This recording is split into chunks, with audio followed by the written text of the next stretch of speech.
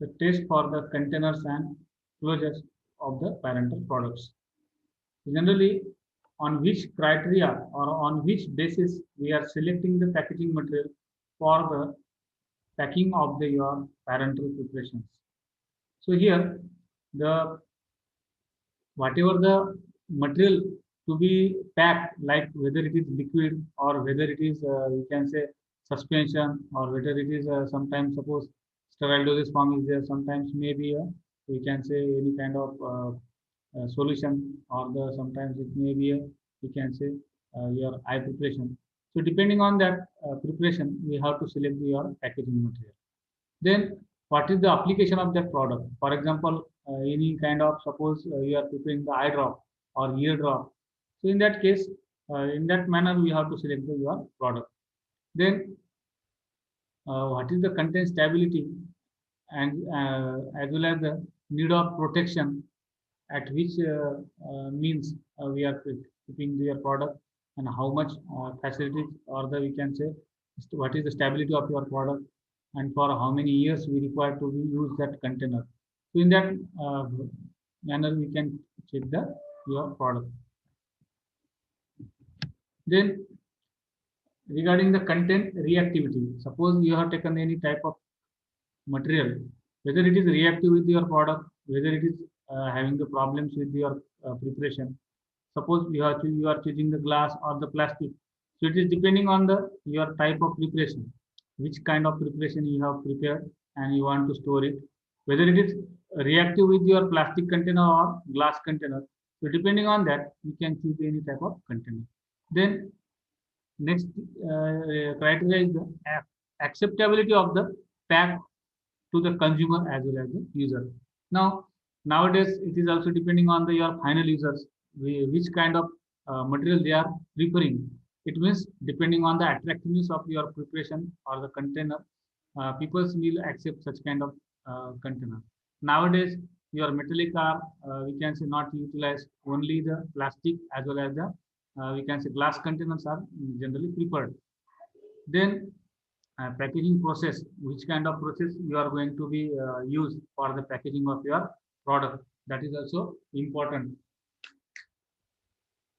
Then regulatory as well as the legal qualities issue, depending on your quality control test, whether that container is suitable with your product or not, whether your closure is totally packaging your product or not.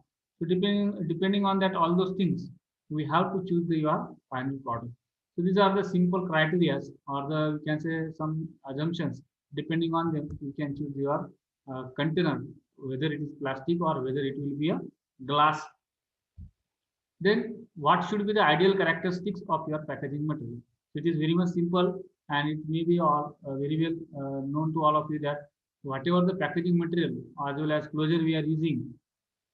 So what are our primary we can say objectives, that whatever the material we have chosen, it should be protected your preparation. That is the first we can say requirement from your container as well as the closure. It means it should protect it very well from the environmental conditions, as well as it should not react with your product.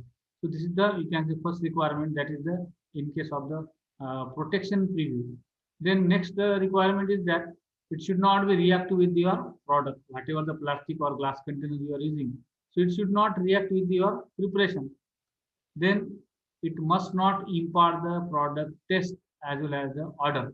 It means when you are storing your product into the glass container or the plastic container, suppose after 10 days or after 1 month you are using that product, and you have observed that there is a changes in the taste as well as the odors is occur. It means what happened here, your container and closure has reacted with your product, and they change the taste and odor of your product.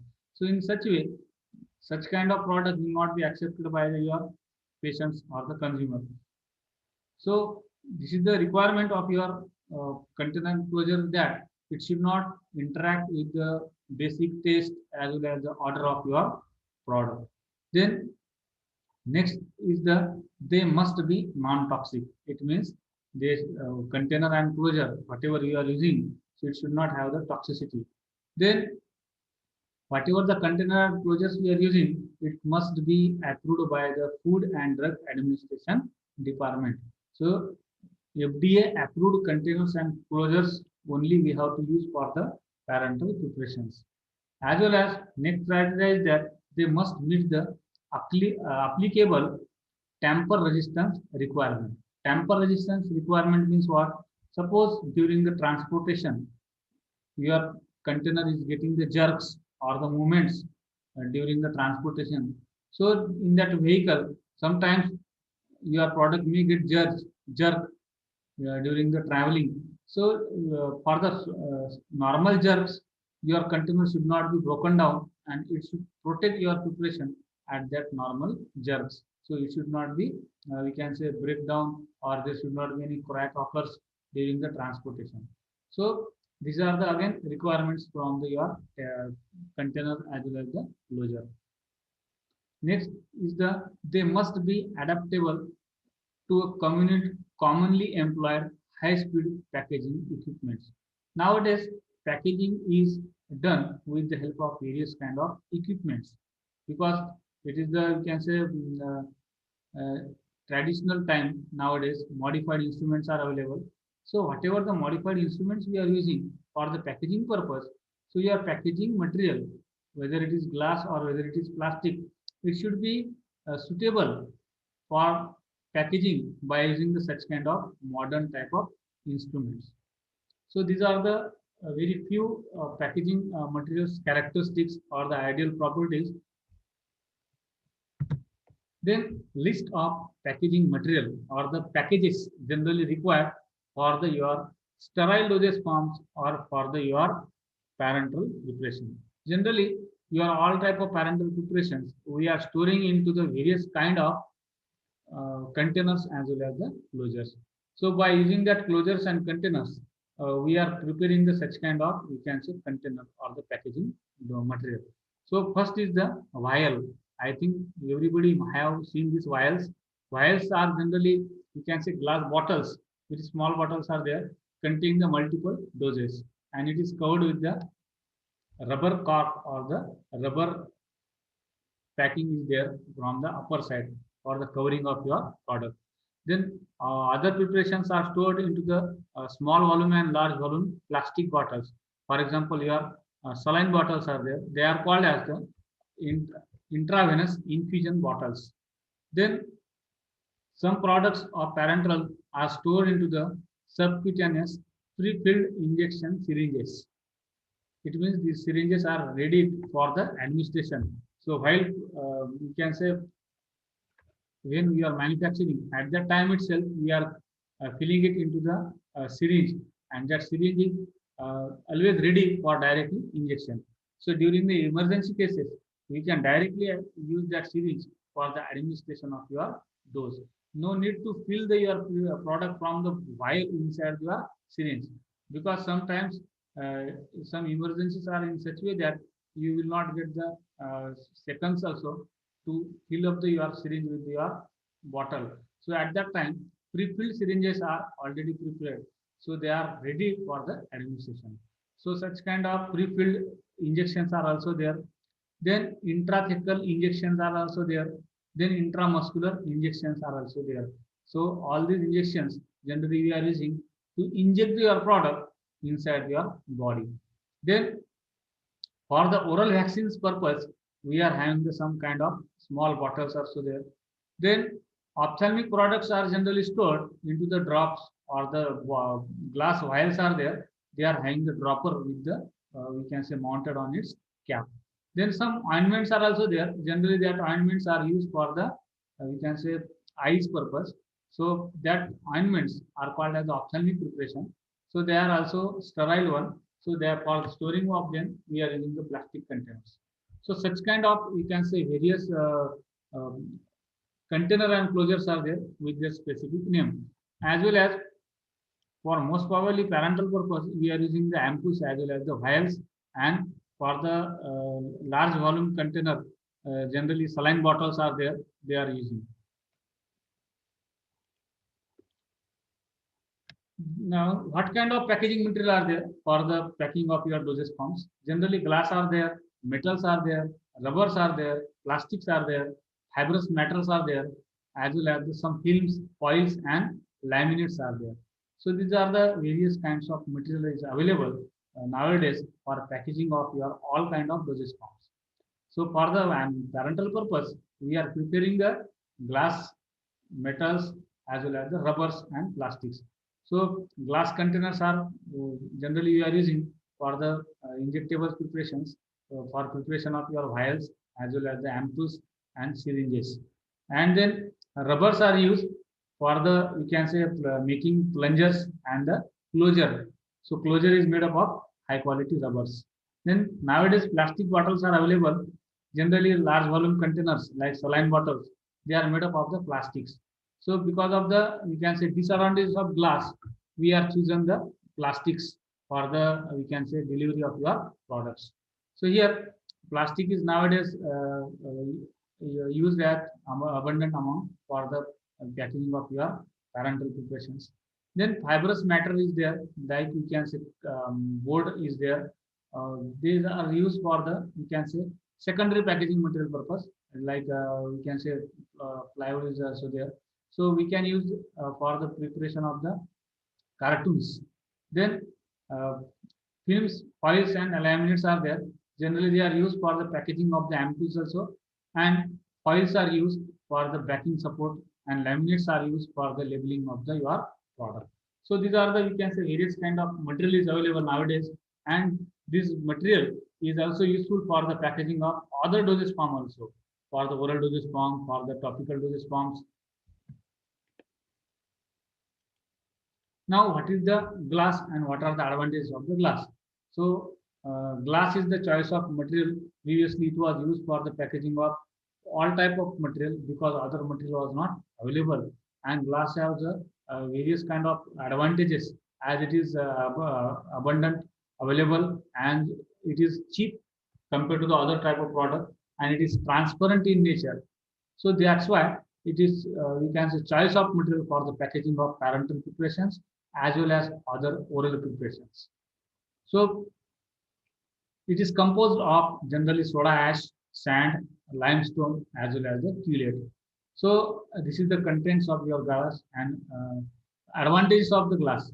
Glass is, first thing is that suitable for the packaging of your parental preparations, sterile preparations, because it stand at the higher temperatures. So it is suitable for the all kind of sterilization methods, and it is safe for the all kind of products, as it is we can say transparent, so easily you can find any kind of foreign particle inside your product.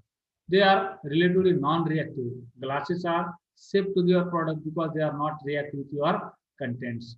Then there are the lots of we can say closure types are there.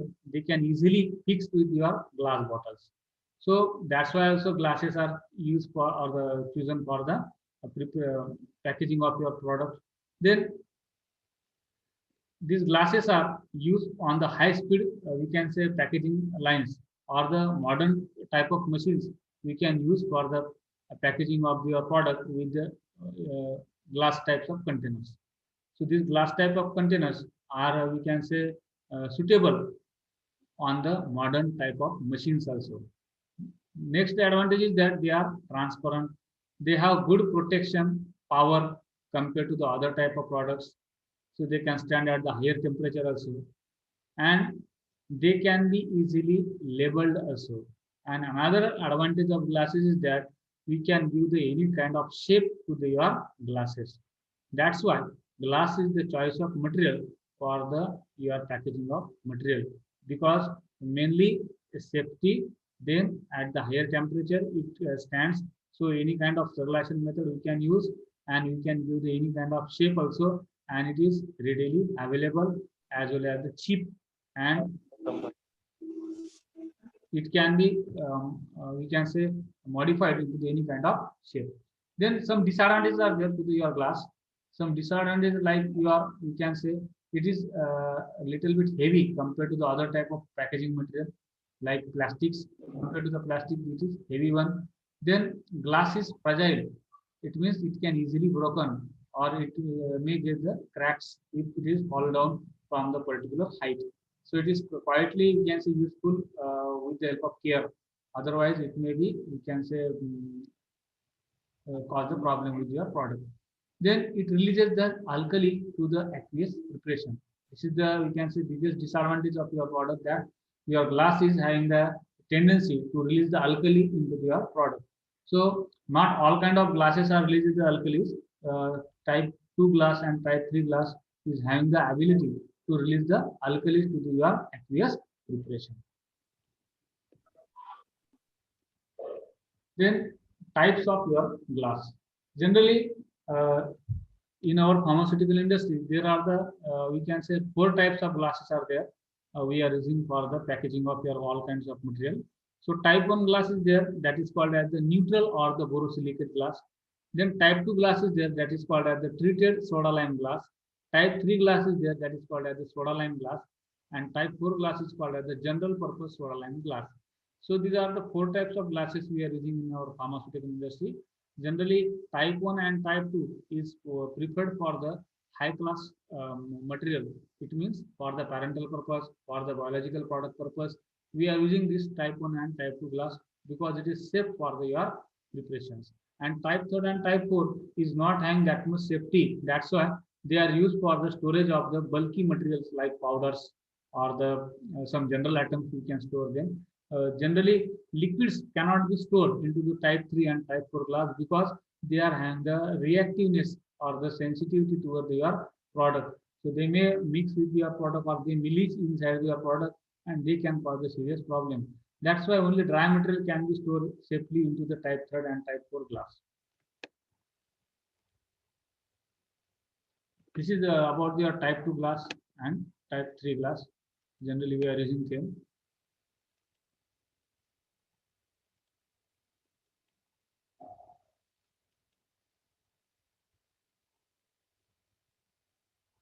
This is about the, we can say, superficial description about the all types of glass, type 1, type 2, and type 3 glass. Generally, general description, we can say type 1 glass is called as the borosilicate glass. Okay. And then we can say test like a glass grains, surface glass, surface etching, such kind of test we have to carry out. Then generally, as per the United States Pharmacopoeia, we have to carry out the powder glass test and surface glass test. Then type 2 glass is called as a soda lime treated glass, and it should be checked for the water attack test and surface glass test. Plastics are, you can say, suitable one compared to the glass type of containers, and nowadays we are using them as alternative for the packaging of your parental alternative for the glass type of material because it is thermoplastic and it can be, you can say, have the non-fragileness. It will not be easily broke down, and it is also stand for the higher temperatures. So it is having the, we can say, same kind of, you can say, properties as like as glass. It can also become, or we can create it as a transparent also for the packing of the your preparation, like your saline bottles are there. Generally, plastic polymers we are using, that is PVC, that is called as the polyvinyl chloride, and polyolefin for the, we can say, packaging of the parental products. Now, another type of is the problem of your plastic container is that generally this plastic container is having the potent disadvantage that they can have the one problem that is called as the permeation. Permeation means some plastics are having the tendency to permit the vapors from inside to the outside, and they can take the outside product into the inside of your container. So it means they allows the transmission of the product from inner side to the outside and outside to the inner side. So this is the one problem. Then sorption is there. Sorption means sometime your product may absorb some amount of your product. That is, suppose you have filled any type of solution, then that solution will be absorbed by your plastic container. So when suppose you have filled a 0.2 ml or very small containers are there or small quantities there, so in that case you may lose your quantity of your product. Then leaching problem is there. Leaching means what? Leaching means sometimes your product uh, suppose you have stored any kind of solution. So in that solution, your plastic will get solubilized. Very small amount of that plastic will get solubilized. That is called as the leaching. It means your container itself will get dissolved very small amount, and it will get enter inside your product. So it is called as a leaching problem. Then softening problem. Sometimes your container becomes soft compared to the your previous hardness. So because of that softness, during the transportation it is quite problematic, and during handling also it is quite problematic. So these are the four main disadvantages of your plastic types of container. Then regarding the closures, for the closures we are using the rubber as a versatile material, and some problems are associated with your rubber is that they are not compatible with the all kind of you can say uh, sterilization process, and they are not compatible with the all kind of liquid preparations which is filled inside your container, and sometimes they are not having the chemical stability and physical stability, because at the higher temperature of sterilization technique, that kind of rubbers cannot be stand, so they make it melton because of the higher temperature. So this is about your, you can say, rubbers. Then what are the characteristic of the good pharmaceutical rubbers? Generally, whatever the good is rubber is there, so that rubber should have the good aging qualities properties. So as the time will increases, your rubber should not change its own properties. Elasticity should not be changed. That rubber should have the satisfactory elasticity as well as the hardness, and it should be resistance toward the sterilization methods, whatever the you are using for the sterilization of your product. Generally, we are using the butyl rubbers, natural rubbers, then neoprene rubbers, then polysorpine rubbers, and silicone rubbers. So this is about their containers, and then we'll see regarding the taste of glass, plastics as well as the rubber. Now we previously we have discussed about the various characteristics of that material, like rubber, what is the quality of your glass, then what is the quality of plastics. And now we will see regarding the what are the evaluation parameter or the test for the glass, plastics as well as the rubber. So first test is called as the water attack test. Generally water attack test is checked used for the checking the whether your glass is having the ability to release the alkali inside your preparation or not, because your glass is made up of the various kind of alkali and other material. So after perfect container is prepared, so after the preparation of that container, it should not release its own alkali into the, your preparation. So that's why we have to check the quality of that glass. Generally water attack test is given to check the such kind of leaching problem. So for that purpose we are using the powder glass test as well as the water attack test. This powder glass test is meant for the type 1 glass, type 2 glass, and type 3 glass. And a volume of acid is used, that is, it should not be more than 1 ml volume of acid required for the type 2 glass test purpose, that is, it should not be more than 8.5. Now, how to perform this test? Generally, powder glass test is performed. Just first thing I would like to tell you in simple way. That is, we have to take the glass to be tested one. We have to crush that glass, and after crushing, we have to make it powder, and then after that, we have to wash it properly. Whatever the glass powder is there, so that glass powder after washing with the your you can say high class water, we have to wash it. Then near about 10 gram of powder is required for the your test purpose. Now for carrying out this test, whatever the glass powder you have washed with the distilled water, so we have to take the 10 gram of that material or the 10 gram of glass powder, and then add it into the conical flask, and along with 10 gram of sample add the 50 ml of water, purified water. So in this test we have to take the crushed glass powder 10 gram and 50 ml of plain water. Then we have to place this mixture into the autoclave near about at 121 degree centigrade for the 30 minutes. Now after that you reduce the temperature, cool it, and remove the your water. whatever the water we have removed, that water we have to collect, and then we have to titrate that water with the acid, that is sulfuric acid. See here, when we are taking the crushed powder and we are keeping it into the autoclave along with 50 ml water for 30 minutes, then what will happen? Suppose the alkalis are leaching from the glass powder, then they will come into the water. Suppose alkalis are present in that water, then we have to titrate with that water. So when we are titrating it with the acid, then we have to take the any kind of suitable acid. So 0.02 normal sulfuric acid generally is used to neutralize that presence of alkalis. If the alkalis are present, then we require the acid to neutralize it.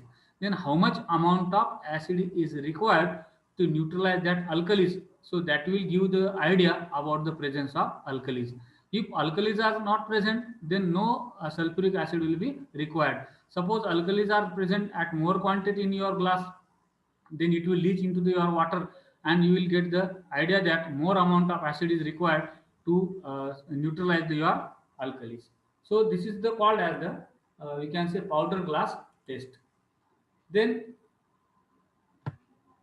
another test is there, that is called as the hydroalcoholic resistant glass test.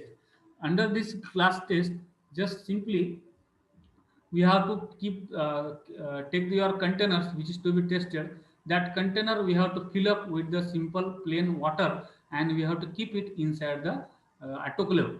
So after keeping into the autoclave, just increase the temperature of that autoclave and make it up to 100 degrees centigrade to 121 degrees centigrade.